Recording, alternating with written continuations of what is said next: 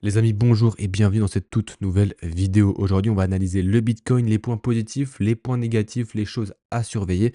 Mais avant ça, n'hésite pas à t'abonner, à liker, à me dire en commentaire si ce type de contenu te plaît. Tu peux également rejoindre le Discord, c'est totalement gratuit. Tu as juste à cliquer sur le premier lien dans ma bio. C'est là où je te partage toutes mes analyses, tout simplement.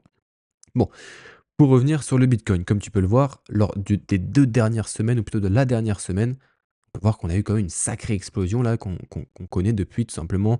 C'est depuis le 21 avril 2025. Mais pourquoi ça a été soutenu? Enfin, est-ce qu'il y a une raison derrière? Et ben en fait, il y a plusieurs choses. Déjà, si on regarde les ETF de Bitcoin, tu peux le voir, et c'est la première fois hein, depuis quasiment, ça fait depuis ouais, quasiment 3 mois qu'on n'a pas eu des inflows aussi élevés. D'accord? Et ça représentait un Bitcoin autour des 106 000 dollars. Donc, ça fait longtemps qu'on n'a pas eu des inflows comme ça. On en a eu à 900 millions hier. On en a encore à 900 millions aujourd'hui. Non, avant-hier, pardon, et aujourd'hui.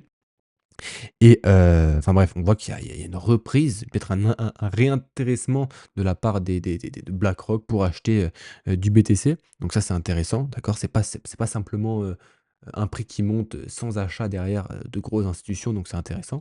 Il y a également Donald Trump, le 23 avril, qui nous disait que, le président déclare que les États-Unis auront un accord commercial équitable avec la Chine. Alors qu'aujourd'hui, qu'est-ce qu'on voit? Il y a la Chine qui a tout simplement dit que, bah, la Chine affirme avoir mené aucune négociation commerciale avec les États-Unis, ce qui contredit les affirmations du président Trump. Bon, on a un peu les fesses entre 2 chaises, à voir, ce qu'il se passe. Maintenant, je vais parler d'un point de vue technique, les choses qu'il faudra observer, d'accord? Ce qui est intéressant, tu le vois ici, c'est noté en haut à droite, dans les 3 unités de temps qui dirigent le marché, nous sommes haussiers, d'accord? Et malheureusement, on est dans des zones premium, ça veut dire que c'est pas normalement là où tu achètes. Mais bon, voilà. Et donc le 2 derniers, niveaux journaliers qu'on a cassés, bah, je te l'ai noté ici. En journalier, ça se voit un peu mieux, mais tu vois, on a venu changer de tendance. Ça faisait depuis, le token de Trump, c'était une semaine avant son investiture, je ne connais pas la date exacte. C'était le 20 janvier 2025. Donc depuis le 20 janvier 2025, on était baissier et on a un premier signal de retournement. Maintenant, je voulais te faire part de quelque chose.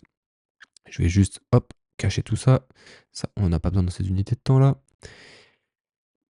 Alors, comme tu peux le voir ici, sur la dernière bougie haussière qu'on a créée, ça nous a formé quand même un beau order block. Ça veut dire que là, on a vu qu'il y a une augmentation du prix, chasse à la liquidité et gros reversement derrière. Gros rejet, pardon. Donc il faudra faire très attention que nous ne sommes pas dans un contexte où on a eu une hausse suivie d'une manipulation et après le marché est descendu et qu'on vienne tout simplement pas refermer les ordres pour continuer la baisse. D'accord? Et nous, actuellement, on se situe ici. Ok? Donc il faudra faire très attention. Maintenant, il faut comprendre que cet order block-là peut très bien ne pas être respecté et devenir breaker block plus tard. C'est-à-dire on vient transpercer complètement cet order block-là et lorsqu'on vient le passer, prochainement, ce mouvement-là servira, on va dire, de support pour les personnes qui sont avec les trades, les résistances et supports. Vous voyez, cette bougie-là peut devenir un breaker block pour plus tard. Bon, on n'y est pas encore. Pour le moment, ça fait office de rejet pour le prix à la baisse. Je voulais aussi te faire part de quelque chose. On est tout de même revenu sur un gros principe ici en fair value gap. Il y avait un gap CME, souviens-toi, qui a été comblé. On a également fait une prise de liquidité ici, d'accord? Ce qui soutient cette hausse et que c'est un vrai intérêt institutionnel. On prend des liquidités. Il y a certainement des gros poissons qui se sont positionnés ici et le prix pousse fortement à la hausse. Donc c'est très intéressant. On pourrait effectivement ne pas respecter l'order block que je vous ai montré tout à l'heure, mais encore une fois, ça reste à voir. D'accord? Et c'est des principes qu'il faut avoir en tête, c'est des scénarios qu'il faut avoir en tête parce que, techniquement, on peut être sur une figure de retournement. Maintenant, regarde, je vais te montrer quelque chose. Il ne faut surtout pas oublier ce qui s'est passé dans le passé. Un peu bizarre la phrase, mais tu vas me comprendre. Le marché, tu sais bien qu'il est algorithmé. D'accord? Il y a des algorithmes et il est programmé. Et c'est pour ça d'ailleurs que des gens voient des figures chartistes, des épaules, tête épaule, des double top, des triple bottom, enfin bref, ce genre de choses-là. Bah ça, c'est parce que c'est lié à un algorithme. Et si je te montre la dernière figure qu'on avait fait à l'époque lors du marché haussier et que juste je te le mets là, hein, j'ai rien changé, regardez, j'ai juste transposé la hausse, hop, je te le mets ici. Regardez-moi la ressemblance du mouvement.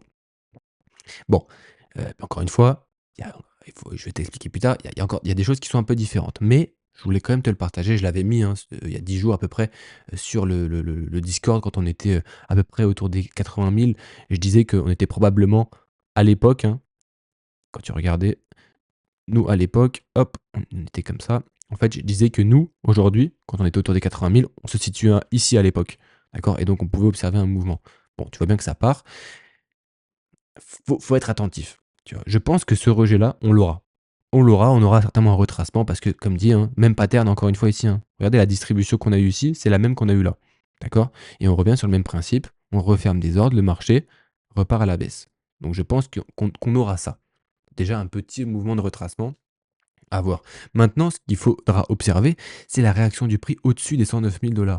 Il ne faut pas qu'il n'y ait une simple prise de liquidité et des mauvais signaux d'un point de vue économique. Sinon, là, le marché, bah, en fait, j'espère que vous aurez un bon mot des management, mais sinon, vous allez le payer et vous risquerez de perdre beaucoup d'argent.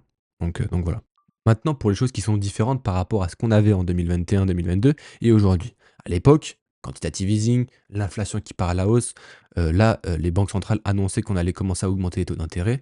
Et donc, en fait, on était plus proche d'un fin d'un marché haussier que d'un marché qui allait augmenter. Vous voyez? Donc, le contexte macroéconomique est quand même complètement différent. À ce moment-là, inflation qui partait dans tous les sens, on était à 10, 11, 12% pour les banques centrales. Et à partir de janvier, la Fed a commencé à augmenter ses taux d'intérêt. Donc, pendant un an, elle faisait qu'augmenter ces taux d'intérêt-là. Et donc, c'est pour ça que le marché s'est cassé la figure derrière. D'accord? Mais aujourd'hui, c'est pas du tout le cas. On parle plutôt d'une inflation qui arrive autour des 2%, que potentiellement la Banque centrale américaine pourrait baisser ses taux d'intérêt, même si aujourd'hui, il y a toujours cette histoire de tarifs douaniers et on ne sait pas trop où on va. D'accord? Donc, beaucoup d'incertitudes toujours. Toujours beaucoup d'incertitudes. C'est pour ça que je pense que le jour où tout ça sera levé, parce que tu le vois bien, on a encore des histoires pas possibles avec le président qui dit qu'on a un accord, la Chine qui dit que non, c'est pas vrai. Manque de cohérence, vraiment c'est flou et pour quelqu'un qui possède des millions et des milliards de dollars, dis-toi bien qu'elle va pas se positionner maintenant. En tout cas, elle préfère attendre des vraies confirmations plutôt que mettre son argent et ça se trouve en fait, il va complètement se faire, détruire, tu vois? Donc c'est très important de le comprendre ça et ce que je voulais t'expliquer également, c'est mine de rien, je vais te partager cette courbe qui est quand même, folle, hein, je la trouve quand même assez folle. Si je me mets là comme ça, hop, je vais essayer de te la superposer comme ça tu vas comprendre. Quelque chose qui est quand même intéressant à observer. Hop, attendez, je vous reprends tout à l'heure. Voilà, regarde, ici, je t'ai représenté la masse monétaire M2, je te décale ma tête, M2 Global Net Liquidity, qui représente, hop, la liquidité globale en circulation, et tu vois bien qu'on a explosé, d'accord? Mais je vais te montrer quelque chose. Là, j'ai décalé la courbe de 85 jours, d'accord? Normalement, actuellement, on est beaucoup plus loin. Regarde, je te la remets normalement, vous voyez. Aujourd'hui, en fait, la courbe est beaucoup plus haute par rapport à aujourd'hui. Mais vu qu'on est en retard de 85 jours sur les marchés financiers, hop, la liquidité, en fait, elle permet au Bitcoin de prendre de la valeur plus tard. Et comme tu peux le voir ici, si on en suit cette courbe, hein, regardez comme c'est bien corrélé, hop, bah, en fait, on pourrait voir un Bitcoin autour des 130 000 $ d'ici juillet 2025. Bon, à prendre en compte, moi, je suis beaucoup la liquidité parce que c'est la liquidité hein, qui dirige le marché. S'il y a de l'argent dans les marchés financiers bah, et qu'il y a une corrélation, bah, effectivement, ça pourrait prendre de la valeur pour les actifs à risque. Mais maintenant, faut rester quand même tout de même prudent et n'oubliez pas le scénario que je vous ai parlé juste avant, où je vous expliquais tout simplement qu'il était possible qu'on assiste à nouveau un double top, prendre des profits peut-être, mettre des stop loss sûrement pour protéger ses actifs. Tout ça, n'hésite pas, si tu souhaites être accompagné, à m'envoyer un message, je le fais. C'est mon travail, donc n'hésite pas à m'envoyer un message. Rejoins toujours le Discord, hein, c'est totalement gratuit, comme ça tu peux avoir un aperçu de ce que je propose. Et donc voilà, ça reste très intéressant et très important à regarder. Petite parenthèse sur le marché des altcoins, ne sois pas étonné que ton Bitcoin il arrive à 130 000 et qu'un Ethereum n'est même pas à 4 000. C'est normal, les taux d'intérêt restent beaucoup trop élevés et ça ne profitera pas aux actifs à risque comme les altcoins. Regardez, si je vous mets Ethereum par rapport à Bitcoin, c'est quand même, je veux dire, la différence est flagrante, hein. À l'époque, quand Ethereum était à 4 000 $ ici le 7 décembre 2024, Bitcoin lui était à 99 000. Aujourd'hui, on est à 93 000, d'accord? Ethereum, bon, bah, vous avez vu, il est à 1 700 $.